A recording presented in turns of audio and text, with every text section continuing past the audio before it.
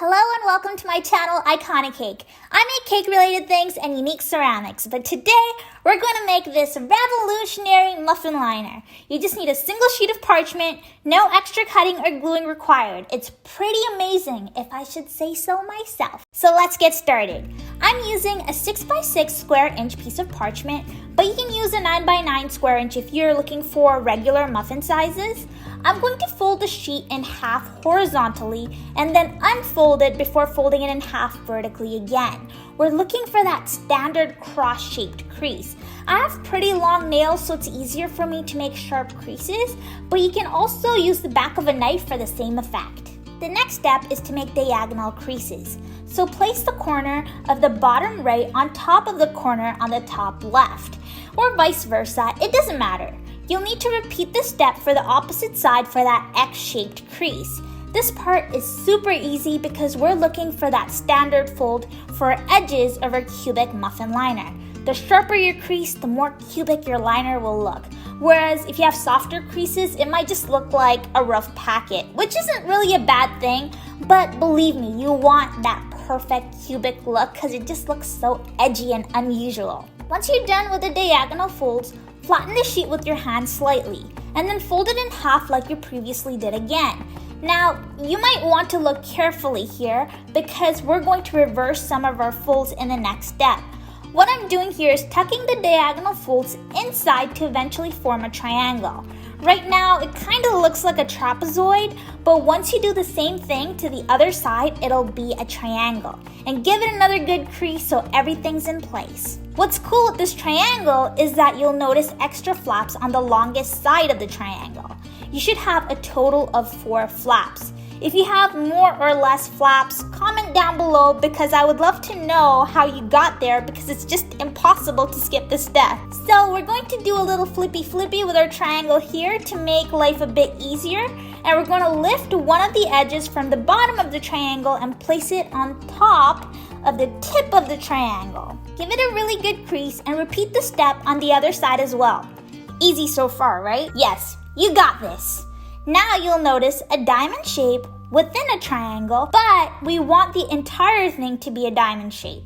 So you'll need to repeat the step on the other side as well.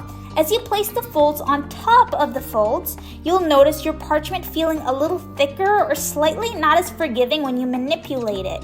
But don't worry, it's completely normal since it'll make our liner much more sturdier. Alright, so we're almost done. Now, even with this new diamond shape, you'll notice 4 flaps again. That's good. These guys will eventually hold our cubic shape together without the use of glue, and I'll show you how. I'm just going to do a little zoom in over here so you can see everything more clearly. So what I'm going to do right now is place the corner from the right side of the diamond in the center. You can use the lines from the flaps in the center as a guide to make it foolproof. You then want to repeat the step for the opposite side as well. The parchment is going to feel a lot more thicker, but it's normal. In the final step, it'll no longer be thick and you'll see why. Flip this guy over and do the same thing to the other side. We want the final folded piece of paper to look like a weird shaped hexagon. So I'm going to continue and finish this guy off on the other side as well. The first time might feel a little slow, but once you get the hang of it, you'll be super fast. I can do this in less than 50 seconds now, and I'm not even exaggerating. And there we go, we're almost there. We only have one type of fold left. If you look at the top, you'll notice 2 loose flaps on our hexagonal shape, but there aren't loose flaps on the bottom. So we'll need to tuck in these loose flaps on top into a pocket so our batter doesn't leak. Fold one of the flaps over the diagonal crease like I'm doing over here and repeat it on the other side. We're going to multitask here. Then fold these little triangles on each side in half. We don't want any weird folds sticking outside our oblong hexagonal shape here. Give it a good crease so it doesn't budge and stays flat. No more folding left to do, but we need to tuck in those flaps.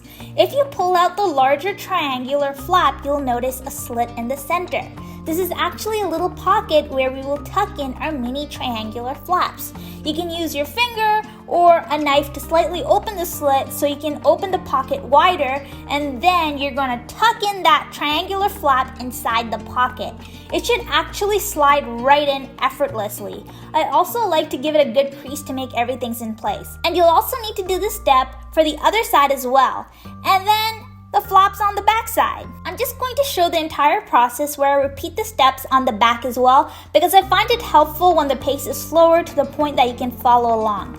Tucking the flaps inside the pocket isn't challenging at all. I think the first time can feel a little confusing, but once you get it, the rest will be a breeze. So after you complete the back side, that's it. The final step is actually pumping in air. So this might be a little controversial. I figure we might as well talk about it. If you're going to use these liners for a crowd, I would strongly recommend using a handheld air pump, which is like $5. So it's not a fortune, but if you're making this for yourself and possibly for a love interest, you can just blow the balloon yourself. I assume that you've done more than kissing with the other person, so using your mouth as an air pump shouldn't be a huge hygienic problem. Carrying on, looks like we're done with the folding. You'll notice two sharper tips. However, one of the tips will be closed and the other one will be open. The opened tip would be the one closer to the flaps that we tucked in earlier on. And this is where you would either blow in the air or use a handheld air pump. A handheld air pump would only work. I would suggest not trying an air pump that you would use for your bicycle tires unless you're looking to turn your origami into like confetti pieces. Once all the air is blown or pumped in, you'll have a cubic shaped balloon. Look at that, it's just beautiful. What I really like to do is sort of pull the corners so that the edges are sharper, but this is optional. You'll also see a hole on one side of the box, and this is where you'll need to pipe in your batter. I went ahead and used a piping bag, but you can also use a Ziploc bag too. In this case, both options will give the same results. Depending on the batter used, I would suggest filling your origami muffin liners halfway full. Even if you overfilled the liner, it wouldn't burst open, but your batter will pour out from the hole that you filled in and bake over your origami cube, which is a little messy. And then you'll just need to bake these little babies away on a cookie sheet. They're a little on the smaller side, so it's best to have them on a tray to avoid them falling in between the oven rack. I filled my muffin liners halfway full to be on the safe side. When I baked them, I didn't notice much of a difference from the outside, but I did do a toothpick test to check if it came out clean with no batter, since you can't really see any browning on the surface since the batter is encased almost entirely by parchment. Here's a muffin that's done, and it looks amazing from the outside. Absolutely no leakage. I did notice very light browning on some edges and the bottom. The batter also baked nicely into each crevice of the cube, and in this case, the bum is beautifully flat. Let's give them flat bums some love too, and in this case, it's pretty aesthetic. Since the parchment is non-stick, the muffin didn't stick to the paper, which makes life a lot easier. But hey, the inside matters more than the outside, so let's unveil this muffin. It's quite an experience. It also reminds me of sort of unwrapping a little present, and there we go, a cute little muffin inside. Now let me get into Inception mode and show how it looks inside the muffin. I personally really like how the sides are so lightly browned, which leaves the muffin super moist and tender. My favorite part about these liners is how they cover up the entire muffin, so you can easily toss them into a Ziploc bag if you wanted to keep them fresh until the next day, and they wouldn't be destroyed. And they're single serving too. So that's about it for this week. I hope you enjoyed this tutorial, and if you would like some more quirky videos, show me some love by liking and subscribing. Until then, I'll see you guys next week. Bye for now!